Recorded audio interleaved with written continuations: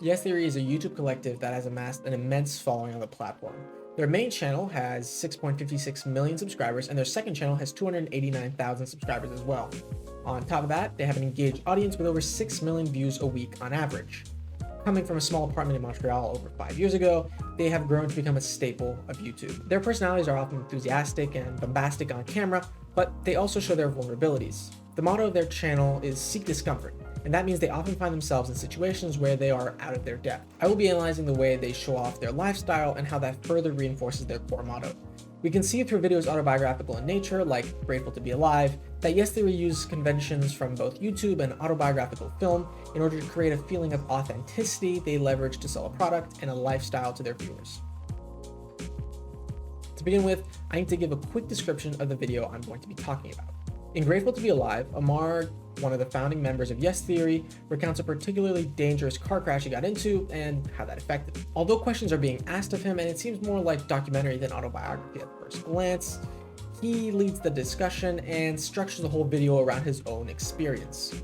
As such, this qualifies as autobiographical and gives insight into how he has come to terms with his own eventual death and how that ties into the larger group mentality. Throughout their video roster, Yes Theory make an important claim. They claim that they are showing us the truth. I'm not trying to imply they are lying, but rather there is doubt as to whether the very idea of truth in autobiographical filmmaking is even possible. When watching autobiographical film, we assume the events shown represent the truth, but that can never truly be the case. In stories we tell, Sarah Polley chooses to highlight the tension between telling a story and telling the truth. She decides to interview all the people linked to a certain life-changing discovery in hopes of getting as close to the truth as possible, but even then chooses to undermine the idea of objective truth.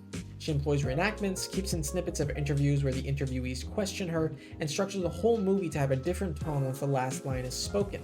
But even if the autobiographical filmmaker tries to remain as authentic and coherent as possible, the movie will not represent truth. The filmmaker must edit and make decisions about what is in their movie, and cutting from a full interview, for example, will not accurately convey the interviewee's full thoughts.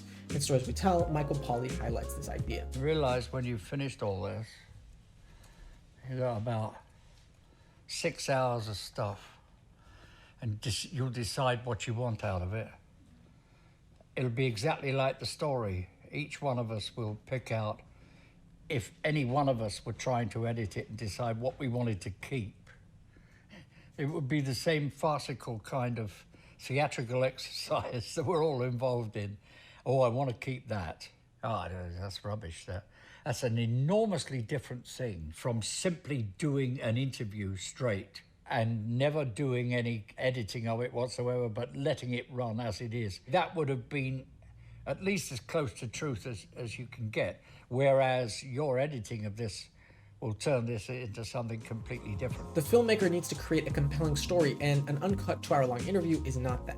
But even if the film were to try and be experimental in this format, before filming begins, choices must also be made. Who to interview, what to ask, and how long the interview should last. Autobiographical film cannot capture truth, because subjectivity is necessary to the creation of film. This issue is further complicated by the ultra-personal nature of online video. People can easily identify with and feel connected to content creators, especially when the events described are uniquely personal, like in Grateful to Be Alive. Viewers assume not only that the creator's perception of these events is true, but also that all subsequent lessons learned are as well. This authenticity holds great weight, especially when money is involved. Yes Theory is a company. Although it has a focus on creativity, the collective has the imperative of making money. The channel makes money through their YouTube views, paid promotions, and through their personal products. To begin with, they make money off of their views. Because of this, they have a need to create compelling content that will both incite people to click on their video and keep them on once they have already clicked. As discussed in the previous section, this need to create compelling content will necessarily detract from the objective truth. The title Grateful to Be Alive is especially made to attract attention. Another way to make money is through paid promotions. If a video is sponsored by a company, that can bring in more money in return for less creative freedom. That feeling of truth then becomes an extremely valuable commodity, as it is a reflection of the influence a lot of these creators have on their communities. In the article Being Really Real on YouTube, Authenticity, Community, and Brand Culture in Social Media Entertainment, Stuart Cunningham and David Craig talk about this relationship. The critical point here is that brands, by definition, only enter the picture after the establishment of this dialogic relationship between authenticity and community.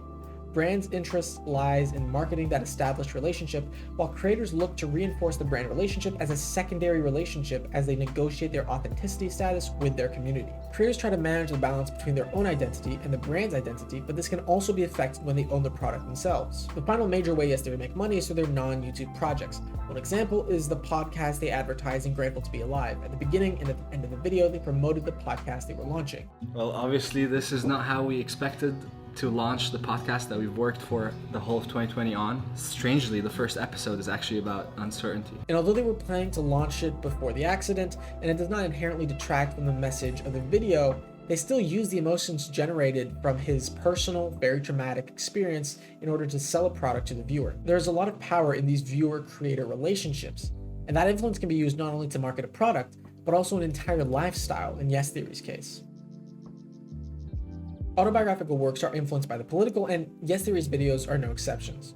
When describing the political, I will not be using Merriam-Webster's definition of related to, involving, or involved in politics, and especially party politics. Rather, I will be using the framework described by Michael Renov in Rethinking Documentary, New Perspectives and Practices. In the third chapter, Renov describes one of his theses for autobiographical film, which is the autobiographical embraces and is inflected by the political. He clarifies that by this, I don't mean to say that autobiography and politics are always or inevitably linked. Rather, he explains, self-construction is only with great effort possible outside of social relations. As the site of our mobile, multiple, and often conflicting identities, it is shot through with politics. This thesis is even clearer in the case of Yes Theory than it is with many other works. The group has a very particular motto, seek discomfort. All of their videos have that core idea embedded in them, and it is the guiding principle behind their channel. They highlight this on their YouTube About page by saying, "We believe life's greatest moments and deepest connections exist outside your comfort zone." They market not only a brand and community, but also a way of life. Even when things don't go perfectly for them, they still find ways to explain how great of a message seek discomfort is. In Grateful to Be Alive, Amar goes over his traumatic near-death experience, but even then, he shows how seek discomfort is a wonderful way of life. And for me, I just can't imagine the terror that I would experience if I wasn't living a life where I felt aligned, where I felt like I could just leave in that moment peacefully and happily, because I have truly been chasing the things that matter to me, and I was doing it with the people that I love the most. They sell their vision of the world to their audience, and as Renov stated, that means their videos are inflected by the political. To begin with, I need to state that my perception of this channel is not a negative one.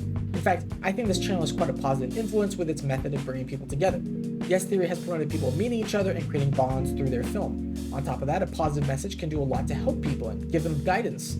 Trying new experiences and cultures, empathizing with others, and being open to change are all positive qualities to have. The problem I have is that in the same way that film cannot capture truth on screen, a single sentence cannot capture a solution to all your woes. In fact, when feeling trapped in your own life or disappointed with where you are at, the impression that a wonderful life is only a sentence away can be a lot more detrimental than helpful. A sentence like seek discomfort seems to me to be most suited at targeting those who are moderately well off, but bored, or with feelings of unease that can be solved with new experiences.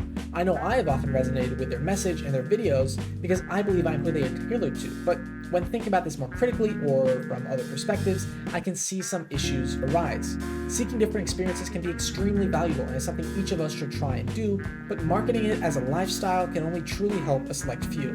Most maxims like this are representations of survivor bias and being blinded to the reality others go through simply because you have personally overcome those odds. This doesn't mean there are no lessons to take from them, but rather that a model like this is not the best way to go about doing it. In conclusion, I don't mean for this video to come off as an attack on what they have built. Overall, Yes Theory is an inspiration to many, and even though some will never adhere to their message in their own lives, it gives them an outlet through which to live vicariously. The collective has built a force for positivity online and a way for many to make friends and connect with others who are of similar interests. The bittersweet taste comes after further inspection and uncovering some of the issues inherent to many works of autobiographical film. Yes Theory try their best to do good, but are fundamentally limited by the restrictions of the medium they use for their actions. And the way they sell their truth, products, and lifestyle is through the very form of art that limits them, autobiographical film.